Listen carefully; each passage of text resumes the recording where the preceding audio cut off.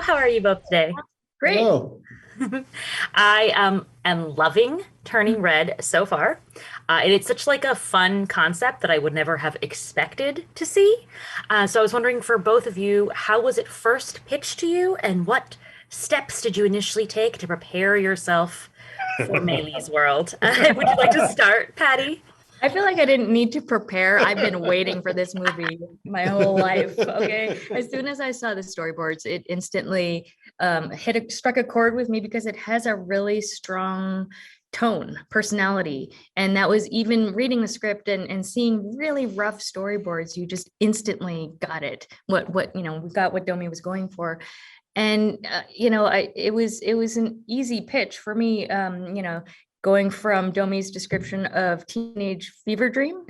And so if everything was designed around that, I got it. And, Rono pitched, having a pastel world and having it really stylized. And she showed a ton of really amazing artwork that the design of May herself was just ridiculously cute. And I remember turning to Aaron and saying, you don't understand. I love May. You don't understand. She did that for like 2 years. So for me, it was an easy sell. For you, perhaps, getting into the mindset might be a little bit more different, Aaron. Well, the way it works is they have big company meetings, and once in a while, it's almost like a Christmas morning for me.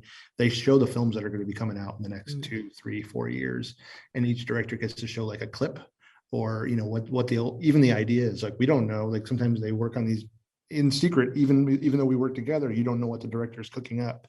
So when we saw this at the company meeting, I was like, whoa, that first 5 minutes is so strong. Just the character talking into camera and telling you who she is and what she's about and what she's going to do.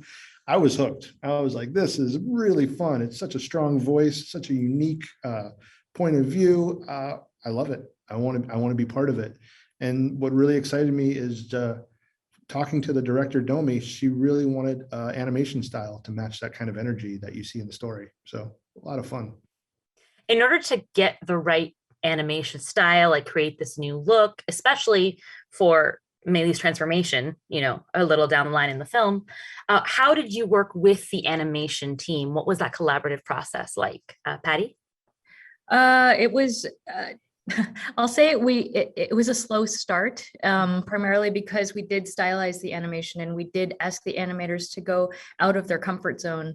And many of them, the animators on our crew, have been here for years and years and have learned what most directors are looking for. And it's, the computer's really great at these really highly detailed images, which in the end leads the animation to look more realistic or subtle, and it's beautiful. But we were asking the animators, no, forget all of that. Now let's try something totally different. Don't move the body, just move the arm or just move the head. And I remember they were like, what? What do you want me to do? And I have to show this in front of the whole crew and dailies. And it's like, please, let's just try it. But I think once people got a feel for it, I mean, the animators are amazing, and they took off and they went beyond what I could ever imagine. Oh, I love that. And in terms of like, even though it's a very universal experience for young girls everywhere, it's a very specific time and place.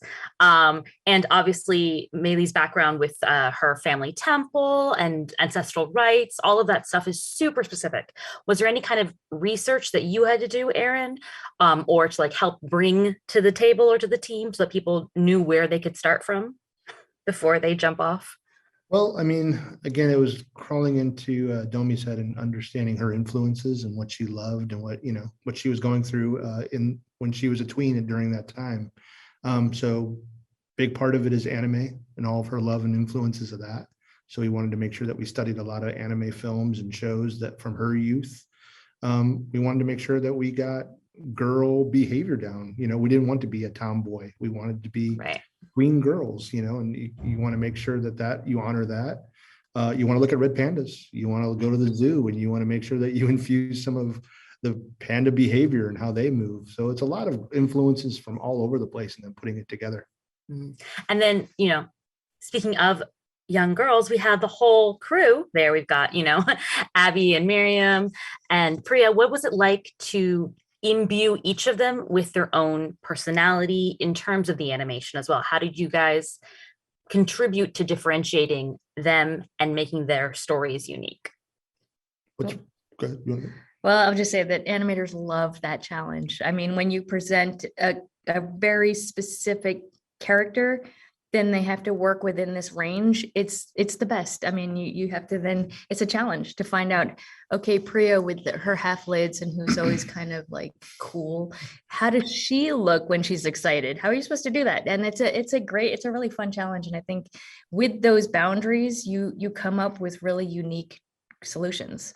And, you know, I think they hopefully end up being very character specific and something maybe slightly different than you would expect. And on the other hand, like you mentioned, Aaron, having to look at red pandas, but then transforming them into 8 foot tall, like fluffy plush bear style red pandas. What was that process like? And what were the conversations that led to, you know, this is the right look for Maylee's transformation?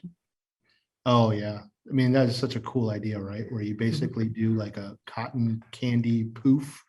I love that. I mean, I've worked on other shows where it's like, you got to take this finger and you got to scale it up and then you got to transform and all this stuff. It's like, no, it's just fun and energetic. I was there from early on in the storyboards. It was just capturing that energy of poof, and she pops. Where's her clothes? What happened to her hat? No, who cares? You know, and then poof, she's right back. She's got all of her clothes, her PJs are back on and everything's fine. And there's certain like a freedom and a fun to it that it was just, we loved. I think the only thing as animators that we wanted to make sure is whatever energy she's feeling or emotion, we want to match that in the poof as well. So there are times where she's really excited, it'll be a big poof. When she's kind of angry and upset, it'll be a poof that goes down. Those things too. I love that. Yeah. It definitely brings a lot of energy to her story. Yeah. I think it's so, like, there's so many animated films now that have had to, you know, change their methods because of the pandemic, right? What was it like for the two of you to be working under those conditions as for like, at least, I guess, half the time? I don't know how long it was. You know, it feels like we've been going here forever, but if you guys started like 4 years ago, at what point did it shift for you and how did that experience feel? Patty?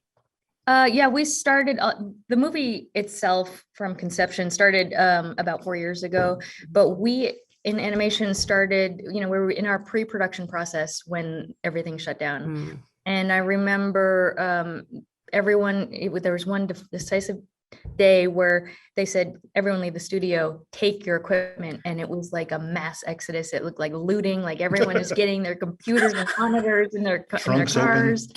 Yeah. And it was a surreal day. And then it took about a week for everyone to get up and running. And Pixar has an amazing tech team that just helped everybody. It's like 1,000+ employees here, but everybody was up and running.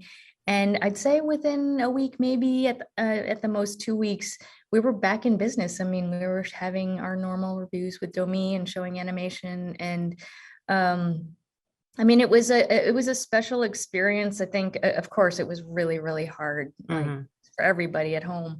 But at the same time, you know, we learned a lot about animators and seeing their kids like crawling on them as they're trying to do something, or their cat's butt walks by and you're like, oh, I didn't know you had a cat. And, you know, so we learned a lot, and it actually, I think, bonded our crew in a weird way. And you know, we missed each other. We still haven't seen them in person. Oh, but no. One day we'll be back together. Yay! There was a where every time they would sit to talk, you'd hear this meow and then run up and the cat would sit and wanted to look right into the camera looking at us. But only when Zoom was on. Only with Zoom. Yeah. Like a camera hug. That would be my cat. I know that. Well, thank you both so much. I really love what I've seen so far, and I cannot wait to see the rest of it. Thank you. Have a great day.